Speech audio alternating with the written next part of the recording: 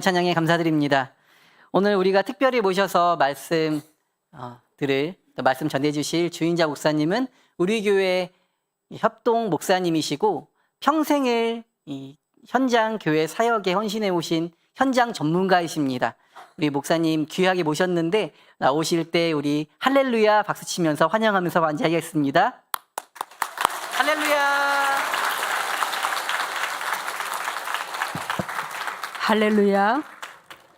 제가 2부 예배 때 설교를 했는데 거기는 제가 거의 모르는 분들이었어요. 좀 썰렁했는데 3부 예배 오니까 제가 고향에 온 느낌이네요. 네. 그래서 저를 많이들 아시죠? 네. 좀 편한 마음으로 설교하겠습니다. 제가 어릴 때 어른들이 한숨을 내쉬면서 하시던 말씀이 있었습니다. 대체로 이제 힘이 들 때 하시던 말씀인데요. 아이고, 사는 게 뭔지. 이런 푸념이었습니다. 사실 그 넋두리 같은 한마디에는 인생에 대한 근본적인 질문이 들어 있습니다. 나는 누구이며 왜 사는가? 오늘의 설교 제목입니다.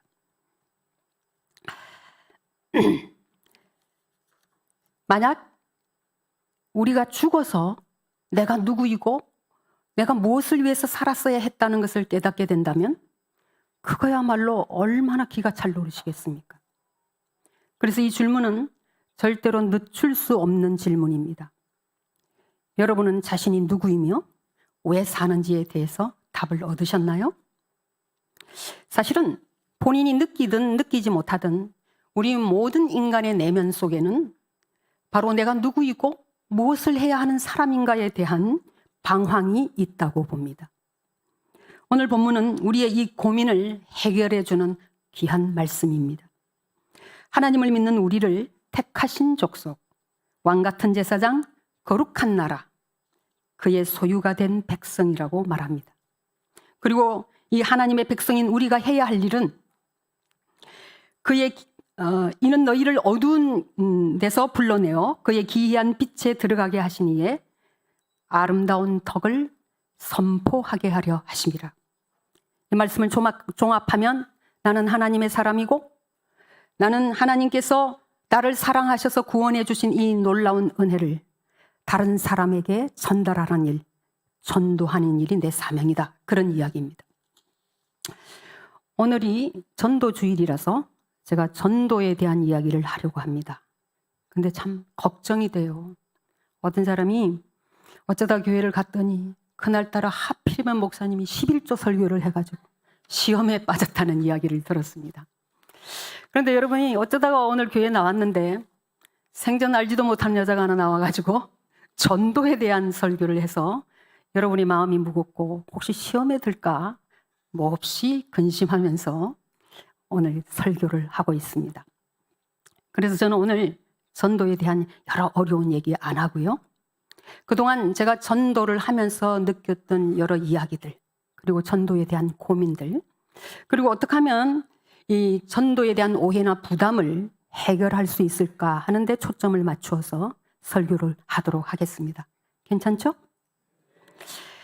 전도를 이야기하려고 하니까 우선 교회가 무엇인지를 알아야 되겠더라고요. 왜냐하면 이 전도는 교회가 하는 일이기 때문에 그렇습니다. 교회를 헬라어로 에클레시아라고 하는 것 우리 세박교회 성도 수준이면 다 알고 계시죠? 뜻이 뭐죠? 부름받은 자들의 모임이라는 뜻입니다. 그러니까 교회는 건물이 아니고 부름받은 자들의 모임, 즉 교회 공동체를 말합니다.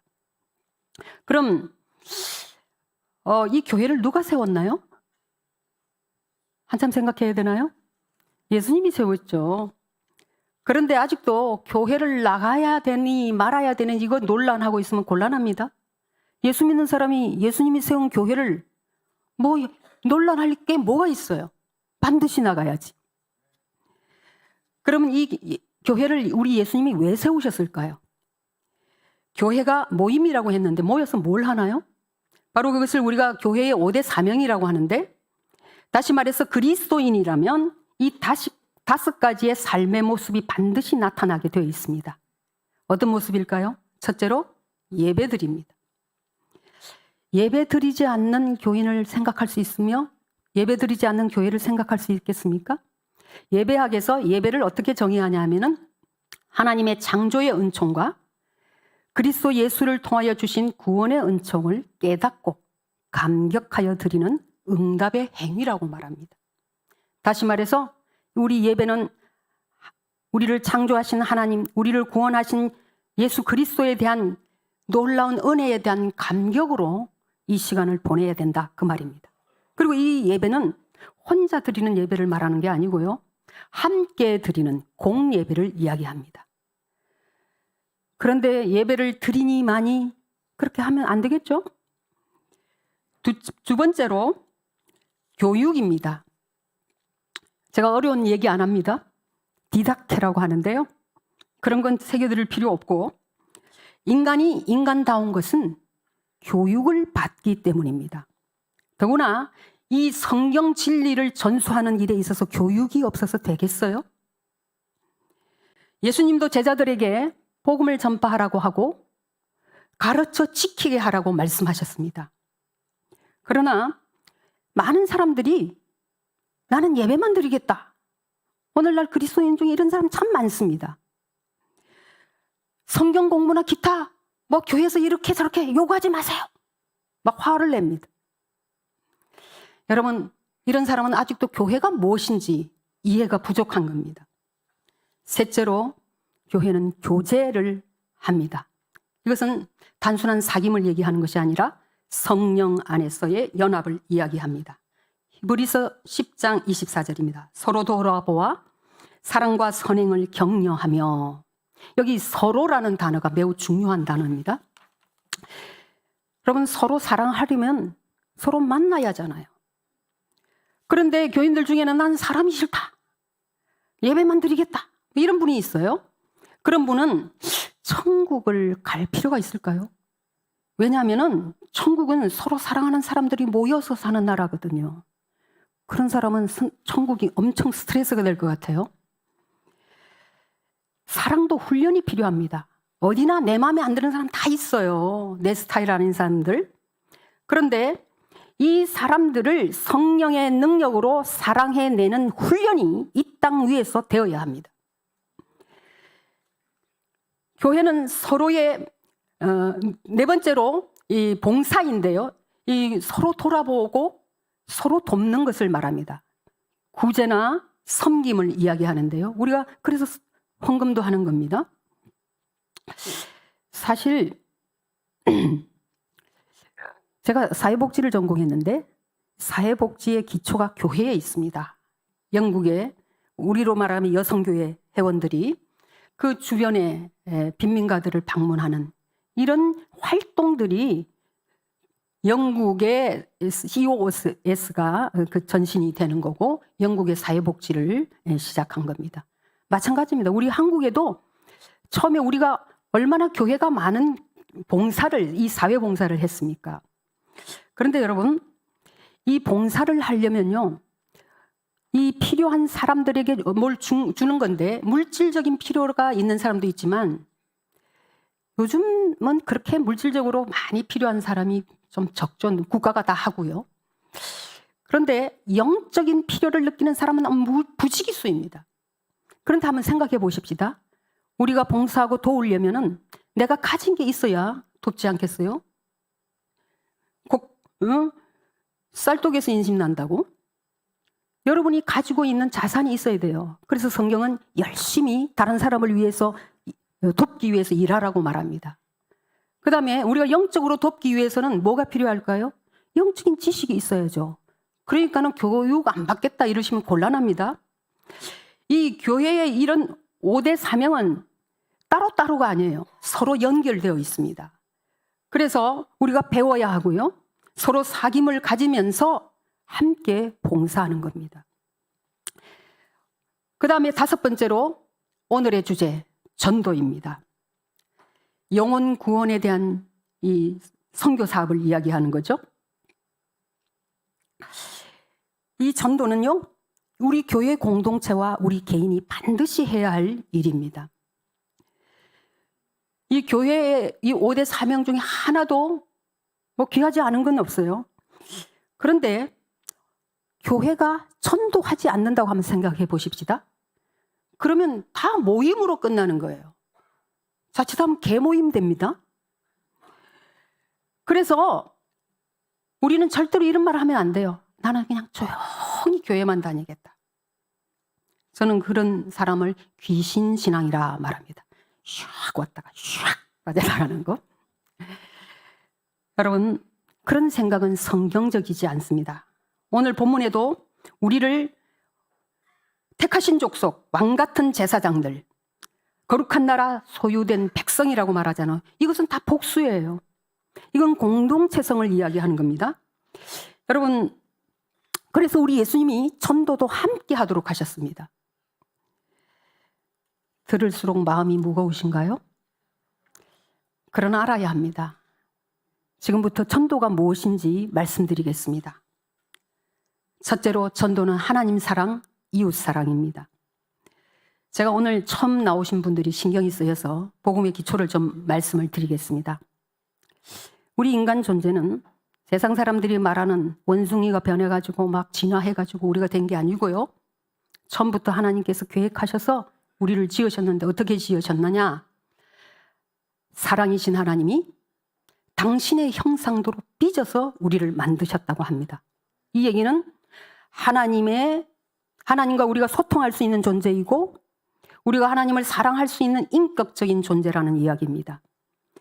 그런데 최초의 인간 아담이 하나님의 금지 명령인 선악과를 따먹었어요. 이 죄의 본질이 뭐냐 하면은 하나님께 하극상을 한 겁니다. 하나님을 발로 찬 거예요. 그 대가는 죽음입니다. 이 죽음은, 성경적인 죽음은 단순히 육체적인 죽음만을 말하는 것이 아니라 하나님과 더 이상 소통이 불가한 영적인 죽음을 말합니다. 세상 사람들이 왜 예수님을 못 믿는지 아십니까? 그들에게는 하나님과 소통할 수 있는 채널이 없어요. 그래서 믿을 수 없는 겁니다. 그런데 이렇게 하나님을 배신한 이 인간을 하나님은 결코 포기하지 않습니다. 왜요? 이유는 단 하나입니다. 우리를 사랑하기 때문입니다. 그래서 구원의 길을 내셨는데 죄는 우리가 지었는데 책임은 당신이 지는 방편을 선택했습니다. 바로 그것이 예수 그리스도의 십자가의 대속의 죽음입니다. 여기서 우리는 절대로 세상에서 흉내낼 수 없고 맛볼 수 없는 사랑을 발견하게 됩니다. 구원은 하나님의 이 사랑을 깨닫고 받아들이는 것입니다. 전도는 바로 그 사랑을 모르는 사람에게 이 하나님의 사랑을 전하는 것입니다. 그러므로 전도는 하나님 사랑, 이웃 사랑입니다. 두 번째로 전도는 그리스도인의 특권이자 의무입니다. 에베소서 2장 10절입니다. 우리는 그가 만드신 바라 그리스도 예수 안에서 선한 일을 위하여 지음을 받은 자니. 그리스도 안에서 선한 일이 뭘까요? 뭐니 해도 생명이 다시 되살아나는 그 일에 우리 하나님께서 전도라는 방편을 사용하십니다. 전도지요. 왜 전도가 특권일까요? 이것은 전도를 하라고 명령하신 분이 천지의 주제이신 하나님이시기 때문입니다. 사실은 천사도 흠모하는 직책이라고 말합니다. 특권 중에 특권입니다. 전도는 이렇게 특권이자 의무라고 했습니다. 여러분, 의무라는 단어는요, 안 하면 안 되는 거예요. 의무 불이행으로 반드시 대가를 치르게 됩니다. 그래서 우리 사도 바울이 이렇게 말합니다. 내가 복음을 전할지라도 자랑할 것이 없으면 내가 부득불할 일임이라. 만일 복음을 전하지 아니하면 내게 화가 있을 것이로다. 그러므로 전도는 선택이 아니고 엄중한 의무이라는 것을 여러분이 아셔야 됩니다. 우리는 하나님의 은혜를 입은 사람들입니다. 여러분, 인간으로서 가장 하류가 뭔지 아십니까? 배은망덕이에요. 은혜를 모르는 겁니다. 그래도 여러분, 전도는 내게 아니라는 생각이 가득하십니까? 여기까지 들으니까 여러분의 마음이 무거울 수도 있을 것 같아요. 그런데 여러분에게 희망을 좀 드리겠습니다. 세 번째로 전도는 그럼에도 불구하고 많은 축복이 포함된 명령입니다. 어떤 복이 있을까요? 더하시는 복이 있어요. 너희는 먼저 그의 나라와 그의 의를 구하라. 그리하면 이 모든 것을 더하시리라. 이 모든 것이 뭘까요? 그것은 먹고 사는 문제입니다. 여러분, 먹고 사는 문제로 고생이 많죠? 하나님이 해결하시겠답니다. 근데 사람들이 자꾸 이 순서를 바꾸려고 해요. 줘 보세요. 그러면 제가 주의 일을 할게요. 제가 그랬던 사람이에요. 하나님이 절대로 순서를 바꾸지 않으십니다. 그러니까 꿈 깨세요. 두 번째, 주님이 우리와 함께 하시는 복입니다. 우리 예수님은 복음을 전하라고 말씀하시고 이어서 하신 말씀이 내가 세상 끝날까지 너희와 항상 함께 하리라 했습니다. 주님이 우리와 항상 함께 하시겠대요. 그러면 뭐가 문제죠? 정말 여기에 대한 믿음이 있느냐 없느냐가 여러분의 인생을 좌우하는 거예요. 세 번째로 전도의 축복은 예수님의 능력을 실제적으로 체험하는 복을 얻습니다. 누가복음 10장에서 이렇게 말합니다. 내가 너희에게 뱀과 청갈을 밟으며 원수의 모든 능력을 제어할 권능을 주었으니 너희를 해칠 자가 결단코 없다고 말했습니다. 먹고 사는 문제도 복음의 능력을 체험하는 문제도 전도를 해봐야 체험할 수가 있습니다. 네 번째로 전도는 내 힘으로 하는 것이 아니고 성령의 능력으로 하는 것입니다. 사도행전 1장 8절입니다. 오직 성령이 너희에게 임하시면 너희가 권능을 받고 유대와 사마리아와 땅끝까지 이르러 내 증인이 되리라. 전도를 어렵게 생각하는 이유가 뭔가 봤더니요, 전부 다 내가 해야 된다고 생각하기 때문이에요. 물론 내가 하죠. 그런데 전도의 과정이나 결과를 내가 어떻게 할 수 있는 게 아니에요. 이건 전도를 해보면 압니다. 정말 생각지 않는 사람을 만나게 됩니다. 그래서 우리 주님은 전도를 추수에 비유했습니다. 여러분, 추수가 뭐죠? 벼이싹이 익으면 추수는 어떻게 해야 되나요? 그때 물 줘야 되나요? 아니, 그냥 베면 되는 겁니다. 대신에 낫은 가져야 되겠죠? 그 낫이 뭐냐 하면은 전도하고자 하는 마음입니다. 그러므로 추수는 낫을 준비한 사람을 우리 하나님께서 쓰십니다. 제가 전도에 대해서 눈을 뜨게 된 계기가 있습니다. 뭐 목사라고 해서 전도가 쉽거나 부담이 안 되거나 그런 게 아니에요. 제가 2007년도에 저는 한 교회 부목사로 부임을 했습니다. 부목사로 부임하면 10중 8구는 교구를 맡깁니다. 근데 그 교회 갔더니 저한테 교구를 안 주고요, 네가 교구를 하나 만들라는 겁니다. 황당합니다. 그런데 이건 아니지 않나 싶은데 제가 항의할 처지가 아니었습니다. 그때 나이가 52세였어요. 막 나이 계산하고 있겠네. 네.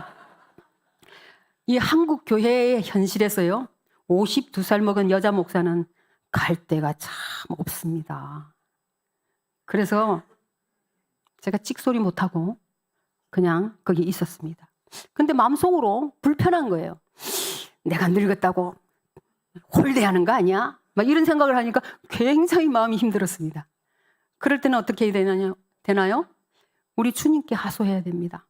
그래서 제가 새벽에 울면서 말했습니다. 주님, 제 인생은 왜 이렇게 평범한 게 없습니까? 여자가 목사가 된 것도 평범하지 않는데 남자 목사들한테 다 주는 교구도 안 주는 그런 교회를 저한테 보냈습니까? 그랬더니 우리 주님이 대답을 하셨습니다. 야, 내가 있는데 네가 뭐가 걱정이니? 네가 진정으로 하고자 한다면 다 할 수 있어. 와, 우리 주님도 제 편이 아니고요, 담임 목사 편입니다. 그런데 저한테 준 직무가 하나 있었는데 전도부 담당 목사라는 직함이었어요. 이건 타이틀일 뿐이고 실제로 그 전도부를 지금까지 이끌어오고 잘 관리하시는 분은 그 교회 전도사님이었어요. 그런데 이 목사라는 이름으로 거기 하나 얹혀놓는 거예요. 내가 그 전도사님으로도 내가 오는 게 싫겠어. 근데 눈치 봐가면서 전도 현장에 나갔습니다. 그런데요, 생전 해봤어야지. 여러분, 요새 애들 말로 정말 쪽팔리더라고요. 예. 그런데 우리 전도사님과 교인들은 너무 자연스럽게 전도를 하는 거예요. 저는 이름만 목사지 뭐 할 줄 아는 게 없어. 이래저래 쪽팔리는 순간이었습니다. 그런데 이걸 하루 이틀 할 것도 아니고 말이죠. 이거 어떻게 해야 되나. 근데 문득 이런 생각이 들었습니다. 아니, 주님은 나를 위해 죽어주셨는데, 아니, 뭐, 순교하는 것도 아니고, 그까진 쪽팔리는 거 하나 못하냐? 그런 생각을 하니까요. 갑자기 담대해집니다. 그리고 지혜도 생기더라고요. 그리고 그 지역에 그때 아주 아파트가 많이 들어서 가지고 전부 다 입주하는 시기였어요. 그래서 우리가 매일 노방전도를 나갔습니다. 거기다가 가가하오 방문을 했어요. 이게 축호전도라고 하죠. 근데 축호전도를 하면 그 집에 폐를 눌러야 되잖아요. 저는 심장이 떨려서 못 누르겠어요. 근데 제가 걱정할 것은 없는 것은 우리 전도사님 이미 눌렀어요.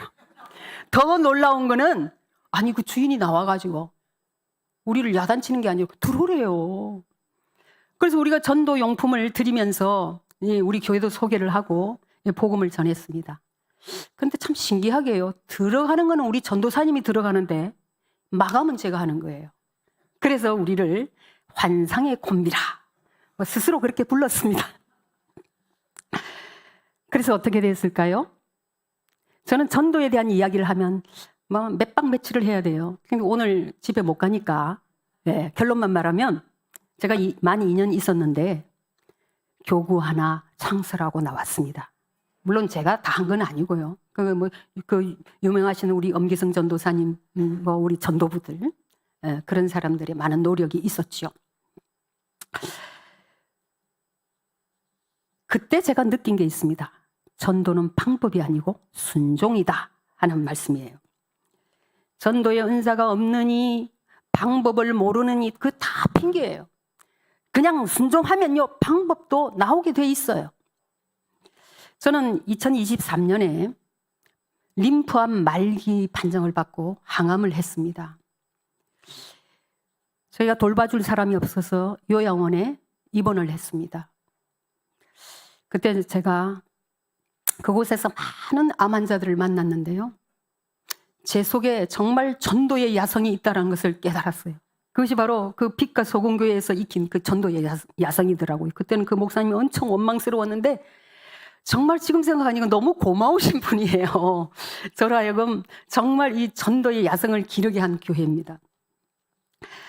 그때 제가 참 많은 사람들을 전도했는데 그중에 대대로 불교 집안의 딸이고 대대로 불교 집안의 며느리인 한 사람을 전도를 했습니다. 우린 지금도 만나고 있어요. 오늘 제가 설교한다고 기도해 달라고 그랬더니 모두 하트 팡팡팡 이렇게 날려주시더라고요. 그때 제가 언제 죽을지 모르기 때문에 전 나중에 알고 봤더니 림프암 말기는요 6개월 만에 죽는 병이래요. 솔직히 그때 몰랐습니다. 모르기 참 잘했지요. 그래서 어쨌든 그래도 언제 죽을지는 모르잖아요. 근데 제가 하나 숙제가 있었어요. 오늘 우리 2부 예배는 안 나왔는데 3부 예배는 주인공이 나와 있어요. 우리 주성태.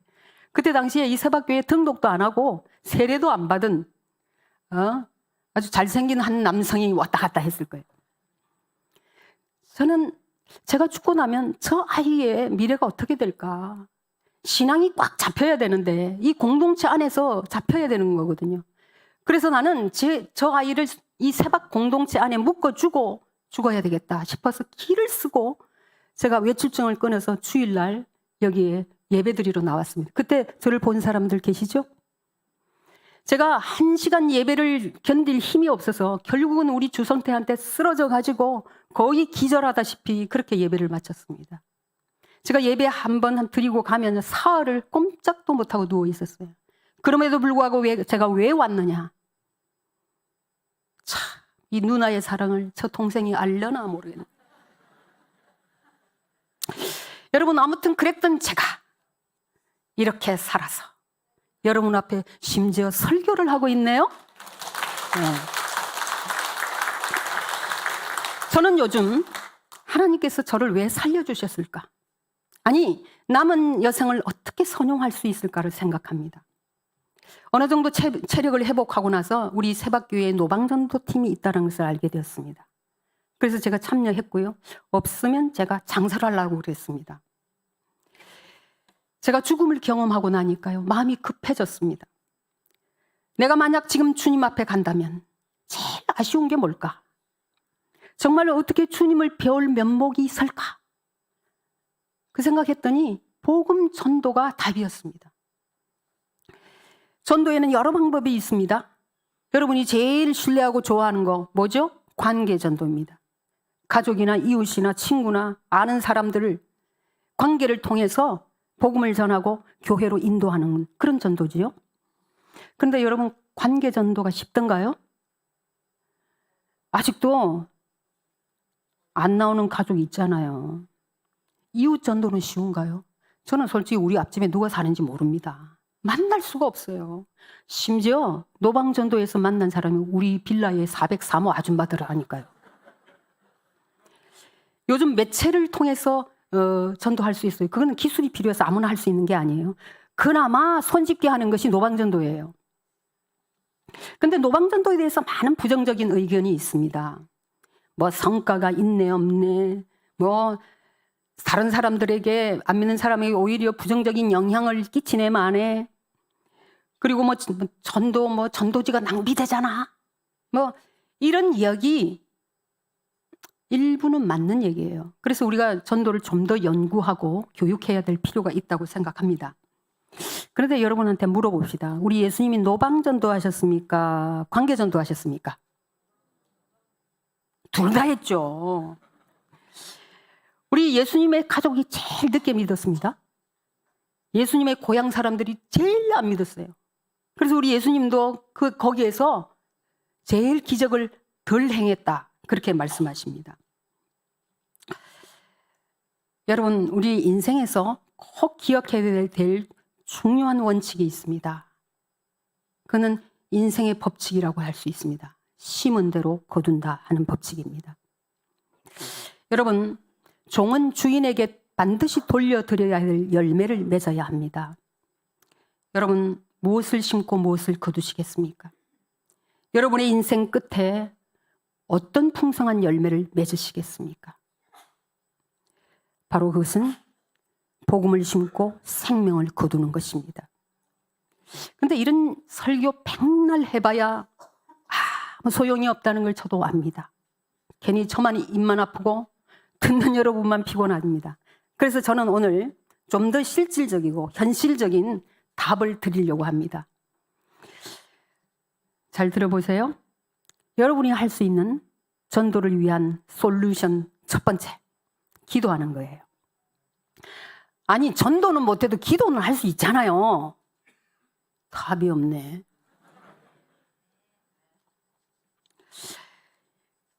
여러분, 전도는 하나님 나라의 확장입니다.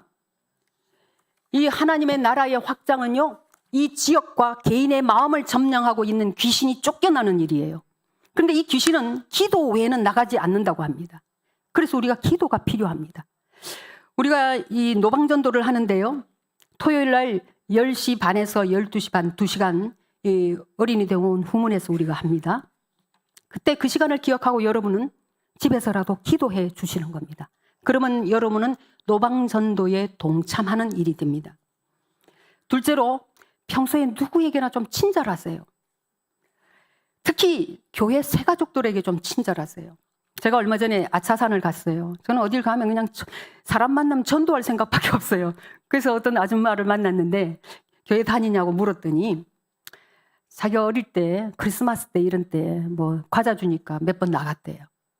근데 결혼을 했는데 가정에 어려움이 생겼어요. 그런데 몇 번 나간 교회인데도 교회를 한번 나가볼까? 그런 생각이 들더랍니다. 그래서 이제 애를 들쳐업고 교회를 갔는데 그 교회가 참 어떤 교회인지 내가 조사하고 싶은데 아무도 아는 체를 안 하더랍니다. 그래서 그분이 그날 마음이 너무 상한 거예요. 교회도 나를 무시하네. 그래서 아주 결심했답니다. 다시는 교회를 안 나가겠다. 여러분이 무표정하게 사람을 대하면 우리 새가족들이 이런 결심을 할지도 모릅니다. 오늘부터 교회에서 만나는 사람 누구든지 알든 모르든 무조건 인사하세요. 여러분, 등산을 가도요, 서로 오고 가면 생판 처음 보는 사람 안녕하세요, 안녕하세요 하지 않아요? 아니, 교회가 무슨 등산로보다 못하면 되겠어요? 여러분의 무표정이 어떤 사람에게는 불친절일 수가 있어요. 교회가 천국이 되어야 합니다. 그것이 바로 전도입니다. 셋째로 전도에 대해서 괜히 쓸데없는 부정적인 말 하지 마세요. 아이고 그렇게 해가지고 뭐 전도가 되겠어? 그렇게 판단하지 마세요. 솔직히 우리도 전도를 나가지면 이게 될까 싶어요. 그런데 정말 놀라운 것은 예비된 영혼을 만나게 됩니다. 이것이 전도의 신비입니다. 또 뭐 이런 데 보면 아유 돈이 너무 많이 들잖아. 가성비 따지지 마세요. 전도는요 무조건 하는 거예요. 주님의 명령이에요. 우리 예수님이 그 십자가 지기 전에 우리 예수님의 머리에 300데나리온이나 되는 향유를 깨뜨려서 부은 여자가 있었죠. 그때 가룟 유다가 뭐라고 그랬어요? 그거 왜 낭비하냐? 그랬을 때 우리 예수님이 뭐라고 그랬어요? 복음이 전파되는 곳에 이 여자가 행한 일도 말하고 기억하라고 말했습니다. 그 다음에 뭐 다른 교회는 이렇게 한다던데 우리 교회는 왜 그래? 제발 좀 비교하지 마세요. 교회마다 사정이 다 다르다니까요. 그리고 이 모든 일은 전도하는데 힘 빼는 얘기예요. 뭐 전도도 안 하면서 힘까지 빼가지고 되겠어요? 그거 다 마귀가 좋아하는 말이에요. 네 번째로 선교 헌금하세요. 먹고 살기도 어렵다고요? 그런 사람이 어떻게 하겠어요? 오늘 제 설교 듣고 괜히 시험에 들지 마시고 우선 먹고 사세요. 예. 그런데 돈도 있고 마음도 있어. 근데 차마 노방전도는 용기가 안 난다. 그런 분들에게 제가 아주 좋은 팁을 드리겠습니다. 여러분 1년에 뭐 한두 번쯤 1년에 우리 성도들이 한두 번 오면 아우 우리 엄청 나겠다. 오셔서 밥 한 번 사세요. 교회 재정 그렇게 걱정하지 말고 본인이 좀 사세요. 네. 그리고 전도 한 2시간 동안 그냥 아무것도 안 하고 그냥 서만 계세요. 전도 안 해도 돼요. 그러면 우리 성령님께서 하시는 역사를 보게 될 겁니다.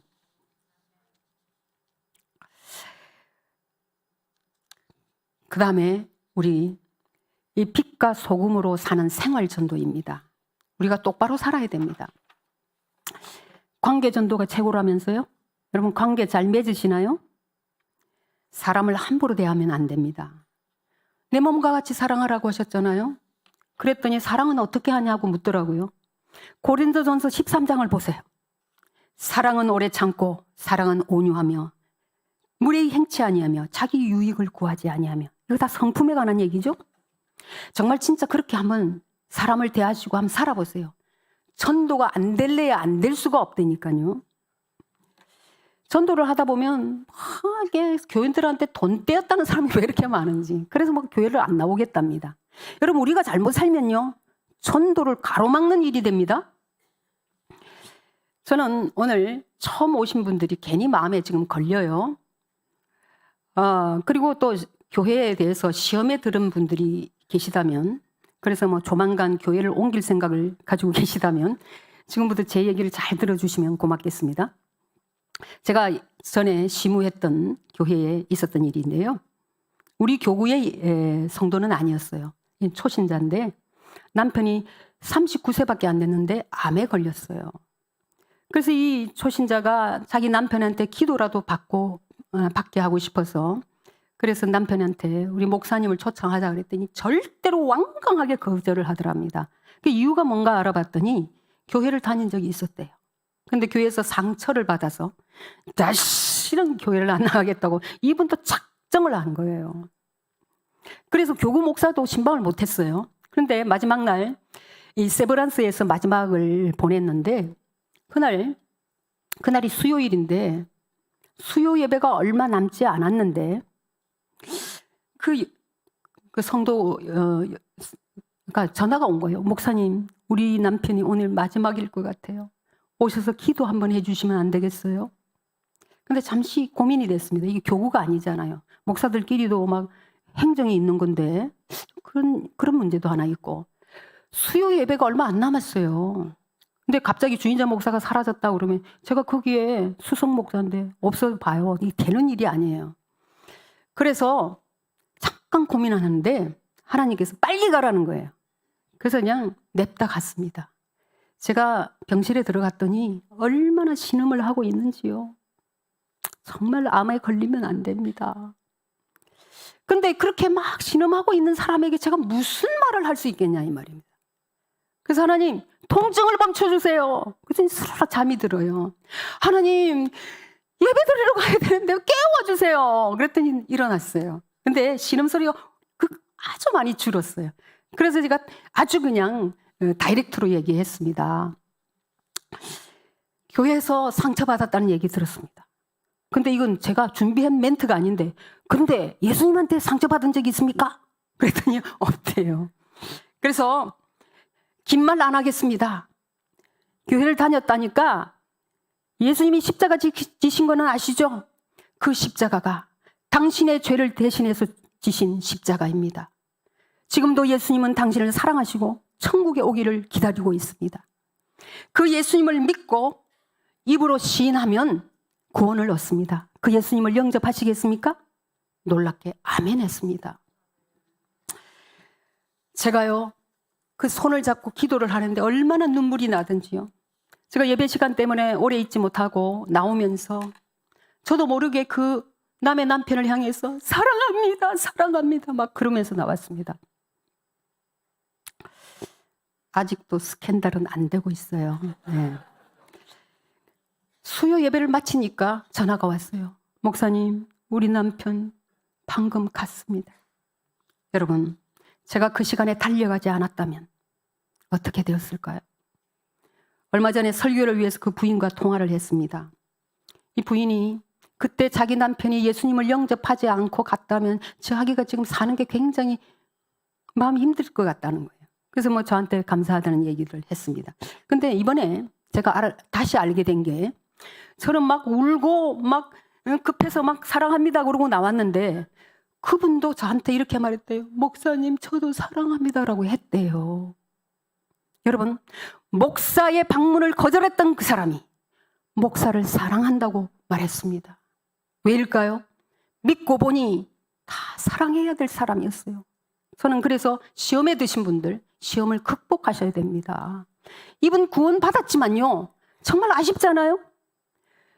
진즉 이렇게 상처를 극복하고 제대로 우리가 정말 믿음 안에서 살았다면 좀 더 나은 인생을 남기고 할 수 있지 않았겠어요? 여러분, 교회의 5대의 사명 중에 예배, 교육, 교제, 봉사는 교회를 우리가 지키고 또 유지하는 그런 일입니다. 그런데 전도는 교회를 확장하는 일입니다. 예수님은 이 땅에 하나님 나라를 세우시기 위해서 오셨다고 하셨습니다. 여러분은 이 하나님 나라를 확장하기 위해서 초대받은 사람들입니다. 다 잘해도요, 전도를 안 하면 하나님 나라가 확장되지 않습니다. 그리고 전도를 너무 어렵게 생각하지 말라고 말씀드렸습니다. 왜요? 성령께서 하시는 일이기 때문입니다. 정말 말씀대로 여러분이 믿고 순종해 보세요. 하나님께서 오늘도 동일하시게 역사하신다는 사실을 알게 될 것입니다. 정리하겠습니다. 전도를 위해서 해야 할 5가지를 말씀드렸습니다. 첫 번째가 뭐라고 그랬죠? 기도해야죠. 그 다음에 친절해야죠. 그 다음에 뭐라고 그랬죠? 부정적인 말 하지 않기. 그 다음에 선교 헌금하기. 그 다음에 똑바로 살기. 이런 설교를 했는데도 아유 다 싫고 나는 교회만 다니겠다고 하시는 분 계시다면 조금 제가 좀 충고를 드리겠어요.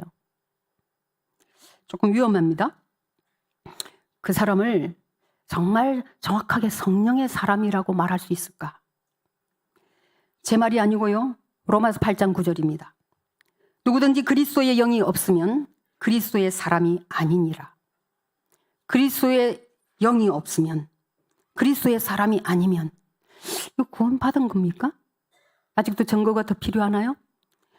빌립보서 2장 13절에 너희 안에서 행하시는 이는 하나님이시니 자기의 기쁘신 뜻을 위하여 너희에게 소원을 두고 행하게 하시나니.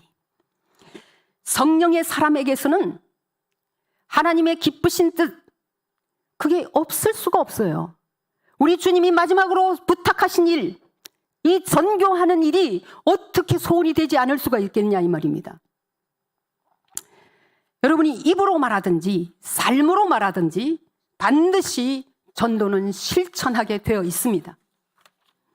지금까지 아무 생각이 없이 사셨던 분들, 이제는 생각하셔야 됩니다. 왜요?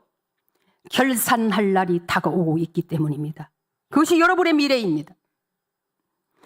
전도뿐 아니라 왜 교회를 다녀야 되는지, 왜 배워야 하고, 왜 성도의 교제가 필요한지, 왜 봉사해야 하는지 알고 믿어야 합니다. 여러분이 교회에서 하는 많은 일들이 사실은 서로 연결되어 있습니다. 우리가 전도를 많이 해도 양육이 없으면 안 되죠. 우리 바나바 사역, 뭐 이런 것들이 다 연결되어 있는 거예요. 그러니까 여러분들이 어디라도 반드시 헌신해야 합니다. 여러분이 이렇게 열심히 살다가 세상을 떠날 때 우리 주님은 여러분들을 환영할 것입니다. 이렇게 말입니다. 착하고 충성된 종아, 주인의 즐거움에 참여할지어다. 저와 여러분이 이러한 주님의 칭찬을 받을 수 있기를 축원합니다. 기도하겠습니다. 사랑하시는 하나님 아버지, 오늘 우리가